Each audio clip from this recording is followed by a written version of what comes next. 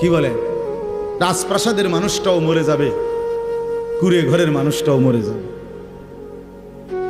সুখের খাবার যার মুখে সেও মরে যাবে, ভিক্ষার থালা যার হাতে সেও মরে যাবে, যাবে না? তো যেটা নিশ্চিত অনিবার্য বাস্তবতা, যেই মৃত্যুকে আড়াল করার, অস্বীকার করার, পাশ কাটার কোনোই ব্যবস্থা নাই, কোনোই ব্যবস্থা নাই। না না ক্ষমতা দেখাইয়া, না কাইন্দা কাইটা, কোনো সিস্টেম নেই। ক্ষমতা দিয়েও মৃত্যুকে ঠেকানো যাবে না, কাইন্দা কাইটাও কি করা যাবে না মৃত্যুকে। যেটা নিশ্চিত সেটাকে ভুলে যাওয়া কেন ভাই? কেন ভুলে যাব আমরা? আল্লাহর নবী সাল্লাল্লাহু আলাইহি ওয়াসাল্লামের যেই হাদিস আমি পড়ছি, এটাই নবীজি বলছেন, আকসিরু যিকরা হাদিমিল লাযযাত, আমার উম্মত প্রতিদিন বেশি বেশি